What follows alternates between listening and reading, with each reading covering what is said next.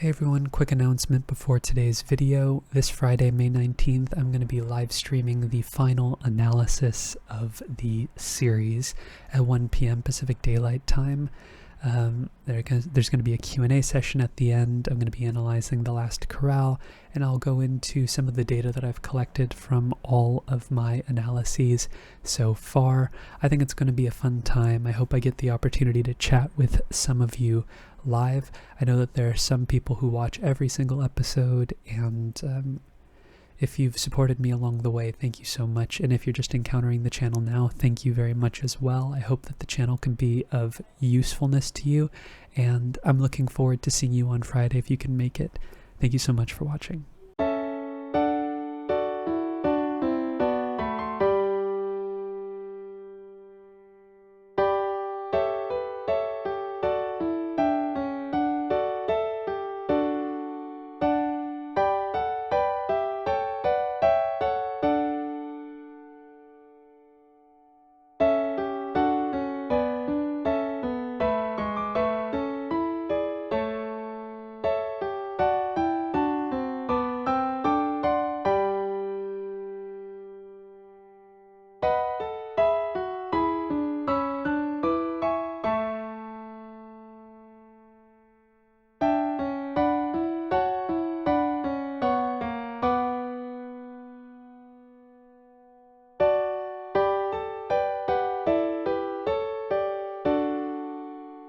Hey everyone, how's it going? Forrest here, again with another installment of my complete analysis of all of J.S. Bach's chorale harmonizations. Today we're looking at another harmonization of O Gott, du frommer Gott, which translates to, O God, you pious God.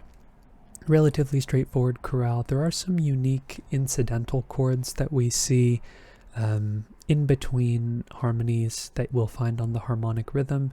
And there's also an interesting modulation that we see as well later in the chorale, but we'll get to those when we talk about them. We're just going to hop right into the analysis otherwise. So we have two sharps in the key signature. We start on A major and we end on D major. So I think the overall tonality of this chorale is D major, and we start on A major over C sharp, which takes us to D, A, D, and F sharp, which is our tonic in root position. And from this point forward, because we have C natural happening over the span of the basically the rest of the phrase, we're looking for an imperfect authentic, we're looking for a point in which we modulate to G major, because our first cadence is an imperfect authentic cadence in the key of G major.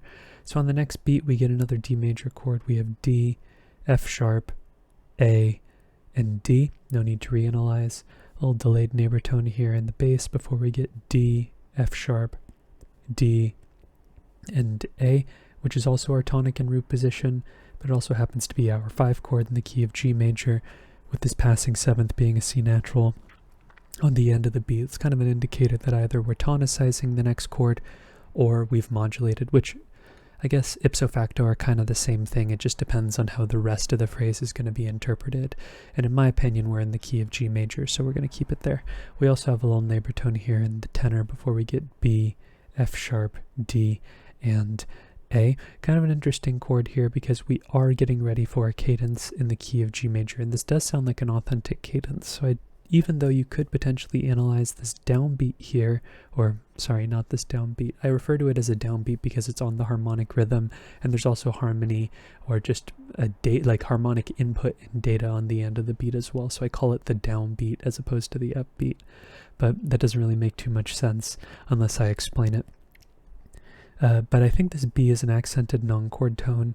And I think just the B's in general are non-chord tones, and that C natural is also like a little neighboring 7th, but I think this is just taking our G major chord and turning it into second inversion, where the bass is just passing down to A and then working our way down to G.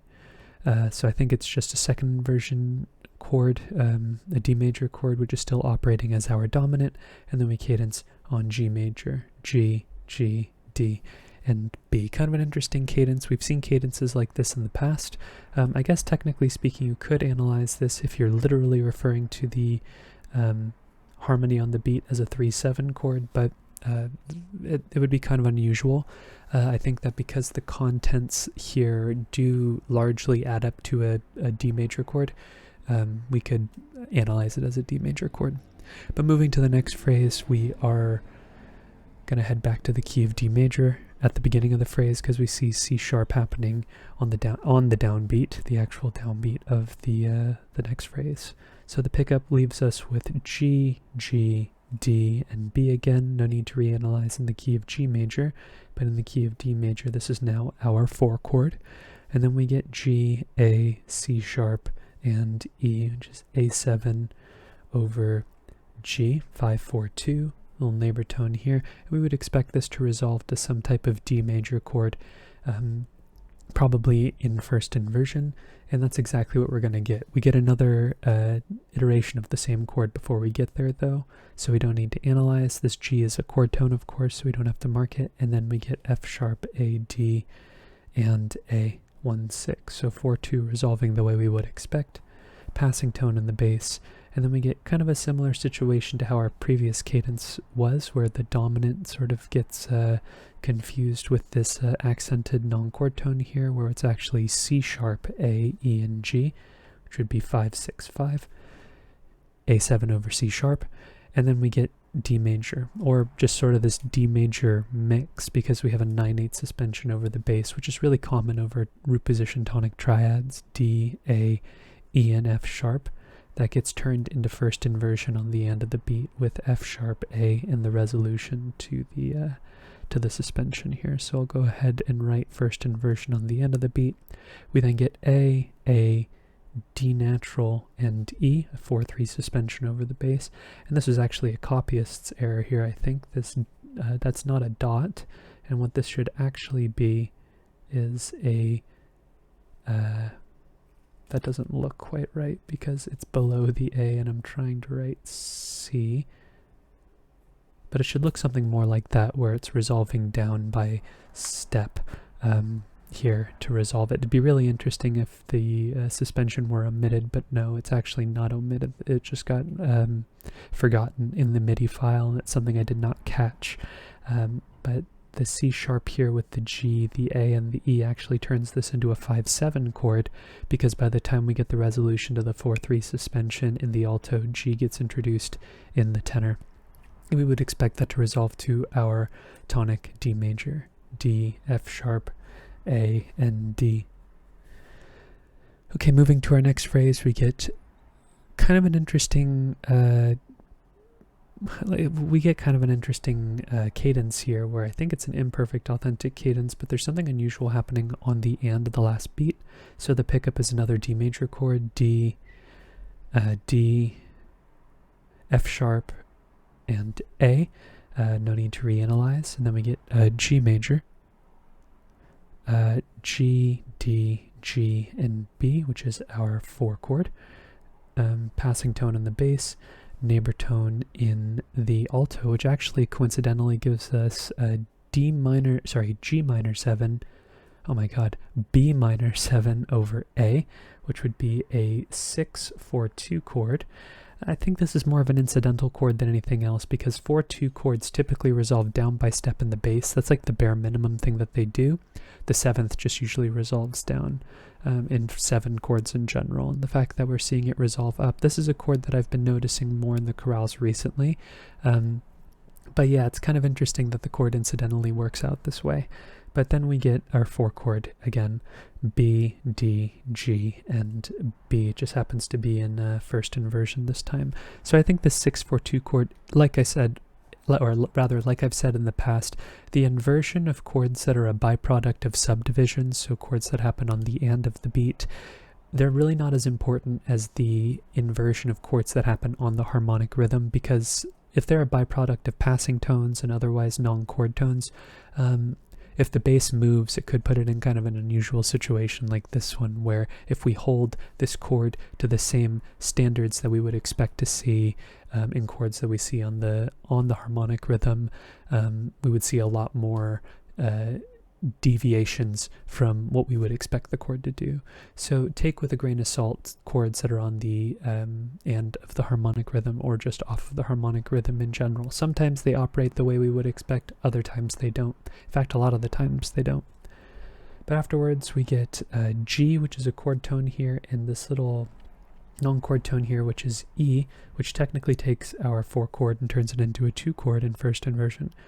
And then we get A, C sharp, G, and A, an incomplete 5-7 chord, A7. And on the end of the beat, we get 3 voices moving off of the harmonic rhythm, which typically means that there's a subdivided chord progression happening. And we get another B minor 7 chord coincidentally, B, D, F sharp, and A. That takes us to the confusing harmony here. So we have C sharp, E, E, and G. One potential analysis of this chord could be a root position 7 chord if you're looking literally on the beat, but I think the aggregate of the whole beat, the entirety of the 2 eighth notes that this beat has been subdivided into, is what tells us what the chord actually is, and that's actually a root position 5 chord, or maybe even a 5-6 chord, because this F sharp here I think is just an anticipation, and it's really the outlier in this otherwise dominant sonority. Whether we analyze it as 7 or whether we analyze it as 5, as 6 of one or half dozen of the other, they mean the same thing. But all in all, imperfect authentic cadences are usually, actually is usually the right way to say it. It's much more common in an imperfect authentic cadence to see much more interesting chordal combinations. We usually get a dominant in there. We usually get a predominant that the inversions are not the way we would expect. But it's one of the things that makes it imperfect, right? I don't really like that terminology. I think it's a bit dated. It's just a I don't know, like a less final. It's sort of somewhere between like a period and a comma if you were looking at it from its punctuation, its function as punctuation in the overall grammar of the music. But regardless, we end the phrase on D major anyways, so it resolves the way we would expect. D, A, D, and F sharp. Okay, moving to the next phrase, we get a perfect authentic cadence. Starting things off, it looks like we're going to be moving to the key of A major for this perfect authentic cadence, sort of functioning in the overall texture as just a cadence in the key of the dominant, but we spend pretty much the entire phrase in A major because we get G sharp here in the melody. So we start off with C sharp, A, E, and E, which is 5-6, and this begins the modulation zone, right? I guess technically D major could begin the zone too, but there's nothing really cluing us in at this point about whether or not we've moved to the key of A major, but you could analyze the modulation here if you hear it that way. I don't quite hear the modulation until we see the G sharp, which indicates to me that the modulation has started the beat before. But we have G natural here. Maybe that would be the reason. If we have G natural here, we probably haven't modulated yet, so I take that back. We probably begin the zone here on this beat. We get B, F sharp, A, and, sorry, D, F sharp, A, and F sharp, which is our tonic in the key of D major, and also our 4 chord in the key of A major with a passing 7th in the bass. And then we get B, D, B, and G sharp, which is our 7 chord, G sharp diminished in first inversion. And this D takes the chord and puts it in second inversion for a little bit, so that's kind of interesting. We don't really see that all that often, but we would expect this to resolve to a tonic triad, which it does. C sharp, E, A, and A. A major in first inversion. Passing tone in the bass, and then we get A, B, E, and B. We get a similar thing going on like we see here in the first phrase, where there's an accented chord tone happening on in the bass here, and really the G sharp is the bass of this chord. And in situations like this, it's usually that non-chord tones are paired on the inner 2 eighth notes of a 4/8 note group. We see this configuration all the time in Bach, but not necessarily to the same effect. We see G sharp, B, E, and B, which is 5-6, E major over G sharp. A little neighboring 7th here as well. The C sharp is also a non-chord tone. We see a lot of points of comparison between the first phrase and here, both in terms of the metric placement. It's on beat 4, and also what's going on harmonically. And then we get A, D, E, and C sharp. Kind of interesting to see a 4-3, sorry, did I read that right? A, B, E, and C sharp. Sorry, I read that as if it were in bass clef. No, this is a 9/8 suspension, which is much more common than a 4/3 suspension over a root position tonic triad. We do see 4/3 suspensions over tonic triads from time to time, but 9/8 suspensions are far more common. And in the same way that it happened, where is it? Here, in the second phrase, where by the time we get the resolution, the inversion changes. It's exactly what's happening here. The bass changes by the time the resolution occurs. Then we get E, A, the resolution of the suspension before turns into a 4/3 suspension over the next chord. That gives us a 5/7 chord because by the time it resolves, we get a D here in the alto as well. That would be E7, E, G sharp, D, and B, and that takes us to A major. A, C sharp, and A, 3 roots and 1/3 spelling.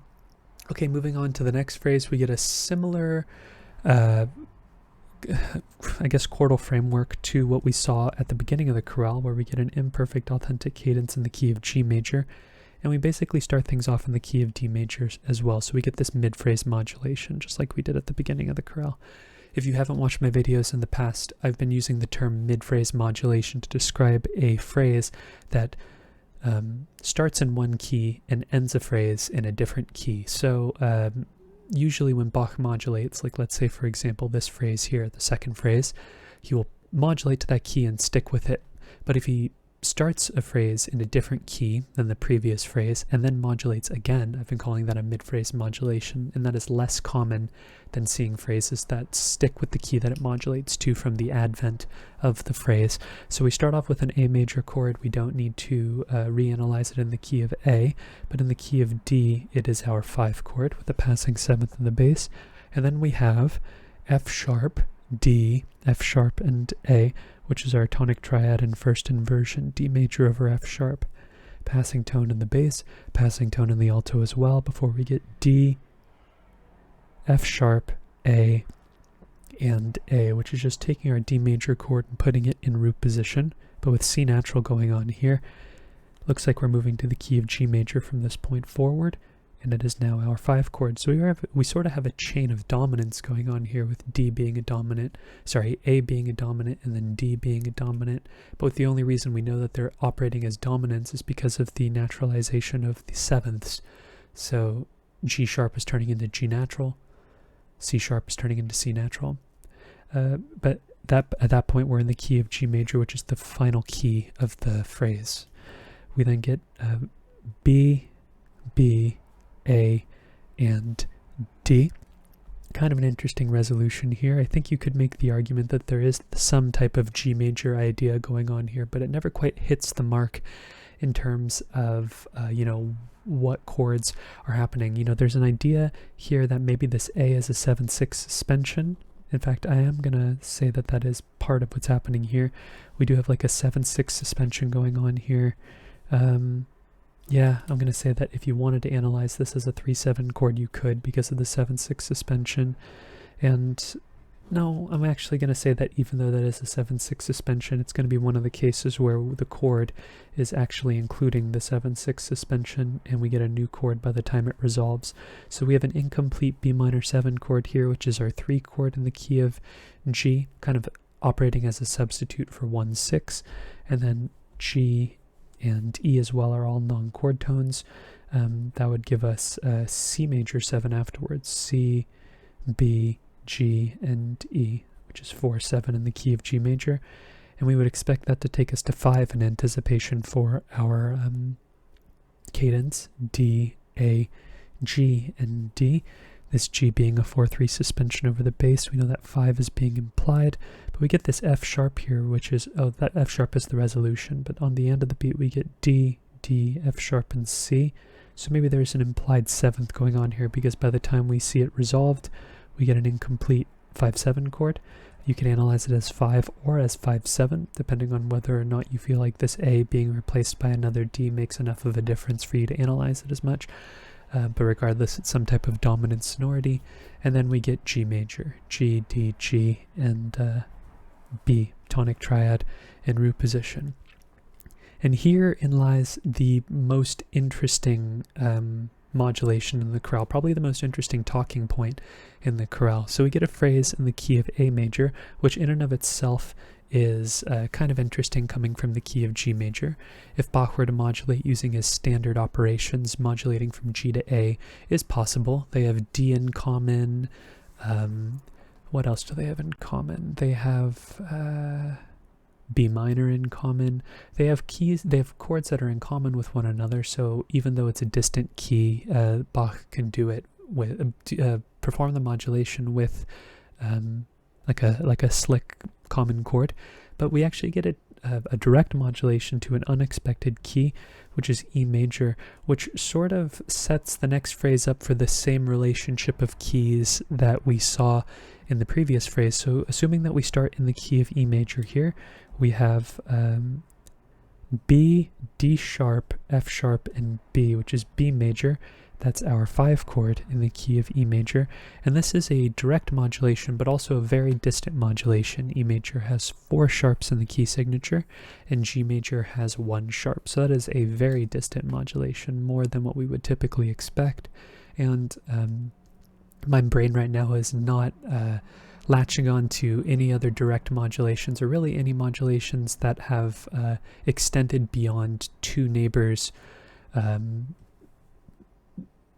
on the circle of fifths. So this is definitely amongst one of the more unusual modulations that we've seen in the chorales. But after this passing 7th here in the bass, we get our tonic E major, and with let's see, with D natural on the horizon, I think we're going to be expecting a modulation to A, the same way that we saw the modulation occur here, where the tonic turns into the dominant of the next key. So we have G sharp, E, E, and B, which is our tonic in first inversion, passing 7th in the bass, E, G sharp, B, and B, just taking our E chord and turning it into root position, which in turn turns into our 5 chord in the key of A, with this D natural here rather than the D sharp we saw earlier. And we would expect this to resolve to a tonic as well. But we get some interesting harmony. These are basically the same phrase, even though that they might not look the same. Basically the same thing is going on, harmonically speaking, and if we weren't analyzing the harmony, it'd be difficult for us just visually to make the comparison between the two of them. Actually, visually, they do look kind of similar. I take that back. Maybe you would be able to draw that conclusion just by looking at them visually. They're not exactly the same, but they're similar enough to maybe draw a comparison. This is maybe like A double prime, and maybe this is A triple prime, or whatever letters you might want to associate with the form. That's entirely up to you, but these phrases are very, very much similar, just transposed for the most part. We get C sharp, B, and, C sharp, B, and E. I kind of just threw a Hail Mary there and didn't even count E. Reading is very difficult for me, so I have to count pretty deliberately in between the tones that aren't really a step away.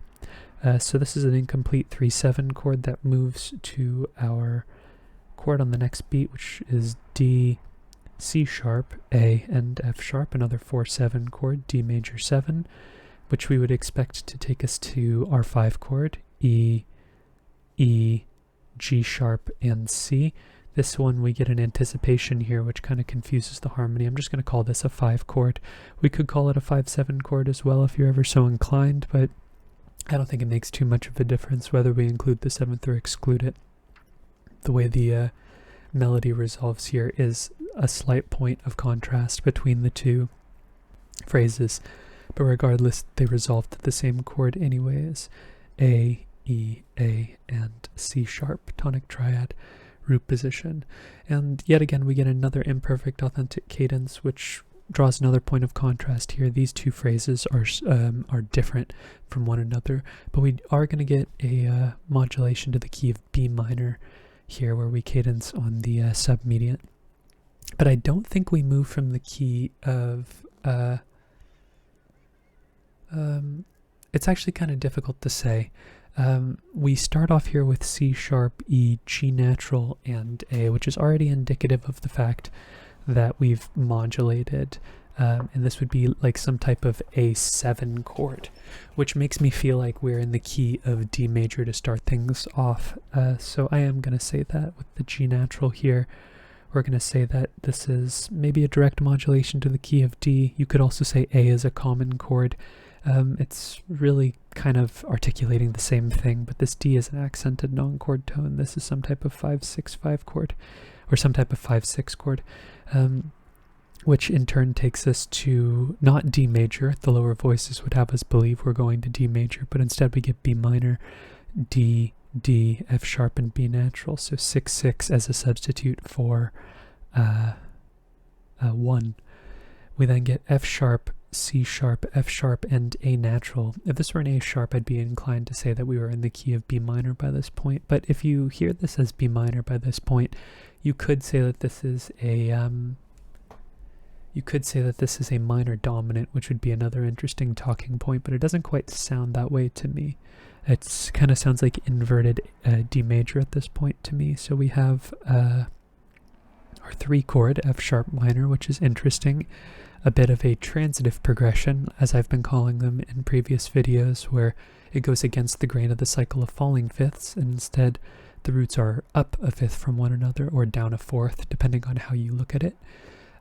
Typically 3 would resolve to 6, but here we see 6 going to 3, and because the same voice leading could take you in either direction, Bach uses this as a device to approach dominant functioning chords from different angles with quite a bit of frequency, so it's interesting to see him fight that narrative that the textbook will teach you about.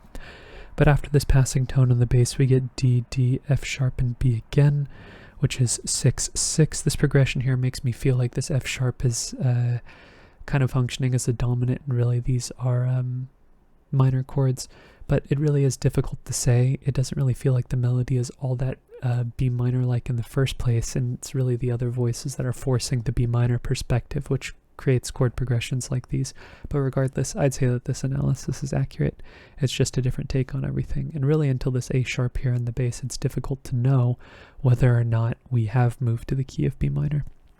But after this passing tone in the bass, actually I'm going to say that this is the point in which we modulate, because we get that similar inside pair of non-chord tones, one of them being an accented non-chord tone. So here we have B minor also being the tonic in the key of B minor before we get A sharp, C sharp, F sharp, and C sharp, which is our 5 chord in first inversion. That takes us to B minor, B, B, F sharp, and D. And then for our final phrase, we move back to the key of D major, our overall tonic key. And you could say that this is a direct modulation. In fact, I'm going to say that it is a direct modulation. Am I going to say that it's a direct modulation? You know, the reason why I want to say this is a direct modulation is because we have this sort of close proximity of A sharp and A natural, and we were in the key of D major beforehand with A naturals in the melody, and with the juxtaposition of the two unlike qualities of A, makes me feel like we're in the key of D major. So, yeah, I'm going to say that this is a direct modulation, even though B minor is a common chord. It just feels like a separate idea because of the way that it was approached. But that doesn't necessarily mean that this isn't a common chord. You could analyze it that way, and that would be totally valid as well. It's just one of those sort of like nebulous or kind of irrelevant things in the analysis. It's not super important. There isn't anything really interesting happening here. It's just semantics. But we get F sharp, D, D, and A, which is our tonic triad in first inversion. We then have G, G, D, and B, which is our 4 chord, passing tone in the bass and the melody, before we get B, G, D, and G again. That's just taking our 4 chords. Sorry, I rewrote the Roman numeral, or was starting to because I was talking about it, but that's just inverting our 4 chord. No need to reiterate the Roman numeral. G is a chord tone, B is a chord tone, D is a chord tone, F sharp is a passing 7th, and kind of interestingly, we get a fully voiced G major 7 chord here. That's kind of rare on the end of the beat, so I'll mark that. Then we get A, E, D, and E. It's a 4-3 suspension setting up for a 5 chord here, which we'll get on the next beat, but kind of interestingly, we get this neighboring 7th here in the bass, which happens at the same time as this enclosure here, this B, which leaves us with G, E, B, and E, which is our 2-chord in first inversion, E minor over G, which sets up our 5-chord in the first place. It's really interesting that 5 as a suspended chord leads us into a 2-5-1 progression. It's kind of interesting. We see 2 interrupt 1, 6, 4 to 5 progressions with quite a bit of frequency, but here we see a 5-chord with a 4-3 suspension leading to a 2-chord on the end of the beat that will take us to a 5-chord. I think it's pretty cool. A, C sharp, and E. It's our 5-chord in root position again. Anticipation in the melody, passing 7th in the tenor, and then we get our tonic triad. D, F sharp, A, and D. D major in root position. And that's today's analysis. So as far as takeaways are concerned, I think the mid-phrase modulations are something to look out for. The fact that we start in a key, modulate to a different key entirely, that goes against the grain of Bach's typical MO, which is modulate to a key and stay in it at the beginning of the phrase. These mid-phrase modulations happen quite frequently, but they're less common than phrases that just stick with a key once they modulate to it. This chain of mid-phrase modulation, phrases that contain mid-phrase modulations are